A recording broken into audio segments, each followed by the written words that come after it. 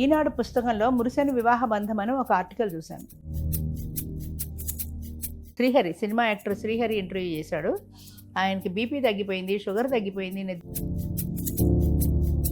50 ఏళ్ళు దాటిన దానికి ఆడదానికి పెళ్ళేంటి?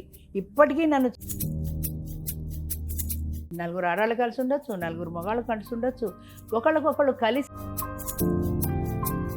అసలు పెళ్ళి 25 ఏళ్ళకి మాత్రం పెళ్ళి ఎందుకు చెప్పండి? పిల్లలుగా అంటారు, అంతేనా?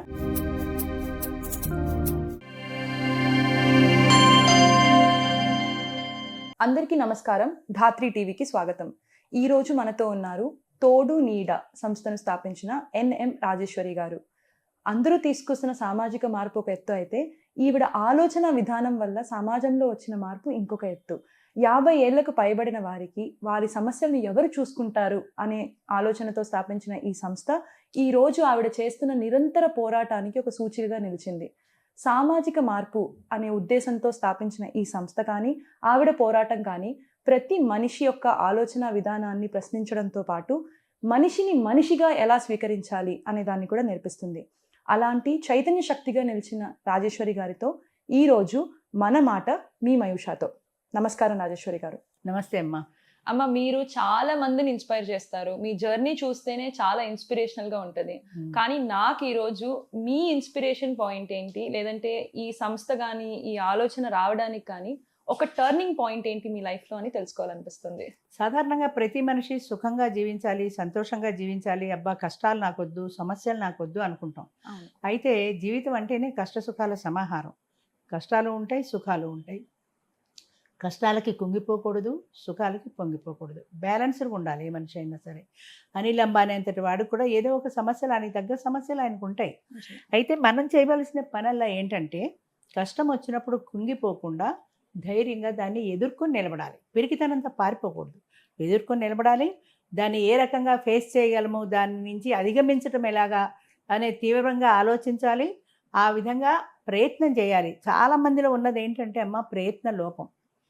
సక్సెస్ నా అనుభవంలో నేను నేర్చుకునేది ఏంటంటే, ఇప్పటికీ నేను అదే పాటిస్తాను. ఏ చిన్న విషయమైనా సరే, అది జరగదులే, ఇది రాదులే, అది కాదులే అని నెగిటివ్గా అనుకోకుండా, కాదు కాలేదనడానికి ఒకే అక్షరం తేడా అమ్మ.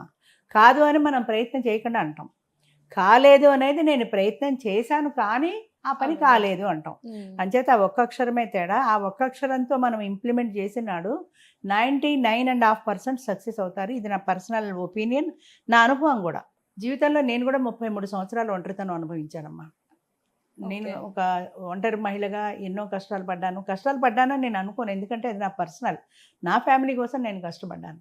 ఎస్ఎల్సీతో ఆపేసిన చదువుని ఎంఏ ఎంఏడి దాకా కసిగా చదువుకున్నాను. కనపడ్డదల్లా కసిగా చదివాను. డిపార్ట్మెంటల్ టెస్ట్ చదివాను. ఏదో ఒక 34 ఏళ్లకు ఒక ఉద్యోగం సంపాదించుకున్నాను. అదే లాస్ట్. ఆ సంవత్సరం దాటితే ఇక గవర్నమెంట్ జాబ్ కూడా రాదు. అలాంటి టైంలో ఒక టీచర్గా స్థిరపడ్డాను. 22-25 సంవత్సరాలు ఆ టీచర్ ప్రొఫెషన్లోనే ఉన్నాను. టీచర్గా ఎంతోమంది స్టూడెంట్స్కి పాఠాలు చెప్పడంలో నాకు ఒక సంతృప్తి కలిగేది. అంటే ఒక జాబ్ కుర్చీలో కూర్చుని టైప్ చేసుకుంటూ ఉండే జాబ్ కంటే కూడా అది లవ్లీగా ఉంటుంది. నాలాంటి సింగిల్ లేడీస్ని చాలామందిని చూశాను. అంటే భర్త చనిపోయి సింగిల్గా పిల్లలతో మిగిలిపోయి, పిల్లల చదువులు కష్టాలు పడుతున్న వాళ్ళు, భర్త డైవర్స్ ఇచ్చేసి పిల్లల్ని మొహాన్ని పడేసి ఆయన ద్వారా ఆయన చూసుకుంటే ఈ పిల్లల్ని పెంచుకుంటూ కష్టాలు పడుతున్న వాళ్ళని చూసినప్పుడు చాలా అనిపించేది నాకు, వీళ్ళు ఎందుకు ఇంత బాధపడుతున్నారు, వీళ్ళకి సొల్యూషన్ ఏమీ లేదా అని చాలాసార్లు నాకు తెలియకుండానే తీవ్రంగా ఆలోచించడం మొదలుపెట్టాను. నాకు సోషల్ సర్వీస్ అంటే చిన్నప్పటి నుంచి మక్కువ ఎక్కువ. ఏవో చిన్నవి, ఏదో వరద బాధితులు కానీ, అగ్ని బాధితులు కానీ, అలా ఏదో చిన్నవి చేస్తుండేదాన్ని. కానీ అందులో నాకు అంత పెద్ద సాటిస్ఫాక్షన్ అనిపించలేదు. అంచేత ఏదైనా ఒక పెద్ద కార్యక్రమం చెయ్యాలి, దీనికి ఒక సొల్యూషన్ కనిపెట్టాలి అని ఆలోచించినప్పుడు ఈనాడు పుస్తకంలో మురిసెని వివాహ బంధం అని ఒక ఆర్టికల్ చూశాను. చాలా సందర్భాల్లో చెప్పాను ఇది. అది 60-70 ఏళ్ల వృద్ధు జంట. వాళ్ళ వివాహం చేసుకున్న, అది గోచిపోసి బ్రాహ్మణ కట్టుతో ఆవిడ, 70 ఏళ్ల ఉత్తరీయం వేసుకుని పంచె కట్టుతో ఆయన. వృద్ధులని తెలుస్తూనే ఉంది ఫోటో చూస్తేనే. వాళ్ళ కథ ఏంటంటే, వాళ్ళ పిల్లలు అమెరికాలో ఉండేవాళ్ళు. వాళ్ళు వీకెండ్స్లో తెలుగు వాళ్ళు కలుసుకున్నప్పుడు, ఆ పిల్లలు మాట్లాడుకున్నప్పుడు వీళ్ళిద్దరు ఇక్కడ ఇండియాలో ఒకటిగా విడివిడిగా ఉన్నారు, వీళ్ళిద్దరినీ ఒకటి చేసేస్తే ఒకరికొకరు తోడుగా ఉంటారు కదా అని ఆ పిల్లలకి అనిపించింది. వాళ్ళు ఇండియా వచ్చారు, వీళ్ళిద్దరిని ఒప్పించారు, వాళ్ళిద్దరికీ పెళ్లి చేశారు. గోల్డేజ్ హోమ్ అనుకుంటుంది. అది ఆర్టికల్ వచ్చినప్పుడు ఆ ఆర్టికల్ నన్ను చాలా బాగా ఆకట్టుకుంది. ఇది ఒక సొల్యూషన్ అని నాకు అనిపించింది. ఇలా వృద్ధులు విడివిడిగా సింగిల్ సీనియర్ సిటిజన్స్ మిగిలిపోతున్నారు కదా, వీళ్ళకి ఒక తోడు చూస్తే ఎలా ఉంటుంది. మనకి మ్యాట్రిమోనియల్స్ చాలా ఉన్నాయి, కానీ 4 పదుల వరకే ఉన్నాయి, కానీ 40 దాటి వెళ్ళలేదు, ఆగిపోయింది. ఎందుకు ఆగిపోయిందంటే సోషల్ స్టిగ్మా. 50 ఏళ్ళు దాటిన దానికి ఆడదానికి పెళ్ళేంటి. ఇప్పటికీ నన్ను చాలామంది అదే విషయం అడుగుతారు. పెళ్ళి అంటే జనాలకు అర్థం కాని విషయం ఏంటంటే పిల్లల కండం ఒకటే. అవునండి, ఇప్పటికీ అలాగే అడుగుతారు నన్ను. 50 ఏళ్ళు వచ్చి పెళ్ళి ఎందుకండి, అసలు పెళ్ళి 25 ఏళ్ళకి మాత్రం పెళ్ళి ఎందుకు చెప్పండి, పిల్లలుగా అంటారు, అంతేనా? ఇంకేమీ లేదా అంటే జీవితకాలము ఒక సాహచర్యంతో ఒకళ్ళకొకళ్ళు కొనసాగే స్నేహబంధం అని ఎందుకు అనుకోరు? ఒకళ్ళ కష్ట సుఖాల్లో ఒకళ్ళు పాలు పంచుకుంటారని ఎందుకు అనుకోరు? 25 ఏళ్ల వయసులో పెళ్లి లేకపోయినా ఇప్పుడు చాలామంది పెళ్ళిళ్ళు చేసుకోవట్లా, బతికేయగలుగుతారు, వాళ్ళ ప్రపంచం వాళ్ళకి వేరే ఉంటుంది. కానీ 50, 60, 70 వచ్చిన దగ్గర నుంచి సమాజం నుంచి మనం కొంచెం దూరం అవుతాం. ఎందుకంటే ఇదివరకు అంత టెక్నాలజీ మనకి తెలియదు, అంత ఫ్రెండ్స్ దూరం అవుతారు, ఎవరు బిజీలో వాళ్ళు ఉండిపోతారు. ఆఖరికి కడుపును పుట్టిన పిల్లలు కూడా వాళ్ళ లైఫ్లో వాళ్ళు ఉంటారు. వాళ్ళు ఎంత ప్రేమగా అయినా ఉండొచ్చు, కానీ వాళ్ళ జీవితం వాళ్ళకు ఉంది, వాళ్ళ పిల్లలు, వాళ్ళ ఉద్యోగాలు, వాళ్ళ పనులు వాళ్ళకు ఉంటాయి. ఎంతసేపు మన దగ్గర కూర్చొని ఈ చాదస్తపు కబుర్లు వింటారు? వయసుతో పాటు మనకు కూడా కొంత చాదస్తం వస్తుంది. అంచేత వీళ్ళకంటూ ఒక మనిషి తోడుంటే, మనిషికి మనిషి తోడు.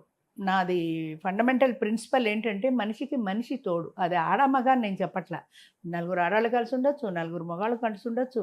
ఒకళ్ళకొకళ్ళు కలిసి ఉండటంలో ఒక స్నేహబంధం ఉంటుంది. అయితే ఈ తోడు నెడల మ్యారేజ్కి మీ మీడియా బాగా ప్రచారం చేసింది. అదే పెళ్లి గురించి ఒకటే కానట్టుంది కదా మేడం? కాదమ్మా, ఇందులో చాలా ఉన్నాయి. తోడు ప్రధానం. తోడు ఆడ మగ అని నేను చెప్పటల్లా. అయితే ఆడ మగ తోడుకి పబ్లిక్ ఎక్కువ ప్రయారిటీ ఇచ్చారు. మీ మీడియా కూడా దాన్నే బాగా పాపులర్ చేసింది. దాంతో ఎందుకంటే అది లైఫ్ లాంగ్ సొల్యూషన్. ఒక తోడు అనేది ఉంటే జీవితకాలం కలిసి ఉంటారని. అయితే 2 ఫ్రెండ్స్ ఉంటే కాసేపు కబుర్లు చెప్పుకుంటారు, విడిపోతారు.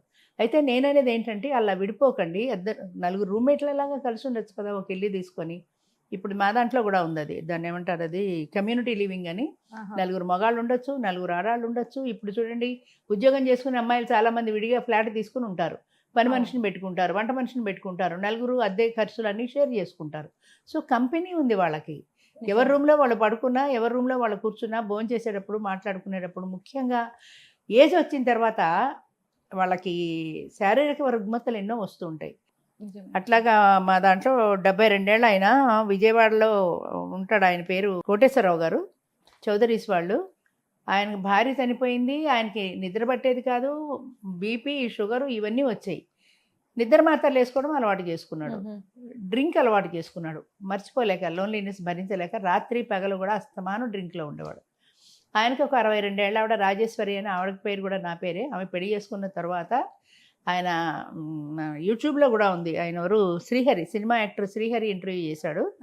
ఆయనకి బీపీ తగ్గిపోయింది, షుగర్ తగ్గిపోయింది, నిద్ర మాత్రలు మానేశాడు. వీటన్నిటికీ ఒకే ఒక కారణం ఏంటంటే ఆయనకు ఒక తోడు దొరికింది. తోడు దొరికింది కాబట్టి ప్రశాంతంగా నిద్రపోతున్నాడు. పక్కన మనిషి ఉంది, ఏమైనా వస్తే ఆమె ఉంటుంది, చూసుకుంటుంది అని ధైర్యం. ఆయనకి ఆ స్ట్రెస్ తగ్గింది. స్ట్రెస్ తగ్గడం వల్ల షుగర్ తగ్గింది, బీపీ తగ్గింది, రాత్రి బాగా నిద్రపోతున్నాడు. సో ఇన్నింటికి మూల కారణం ఏంటి? ఒక తోడు అనేది దొరకటం వల్ల. ఆ తోడు అనేది ఉన్నట్టయితే ఇన్ని రకాల సమస్యల్ని అధిగమించవచ్చు కదా. అంచేత నేను ఇది దాదాపు 14 సంవత్సరాలు అవుతుంది. 2010వ సంవత్సరంలో తోడు నీడ అని ఒక ఎన్జిఓగా స్టార్ట్ చేసి దీన్ని మొదలుపెట్టాను.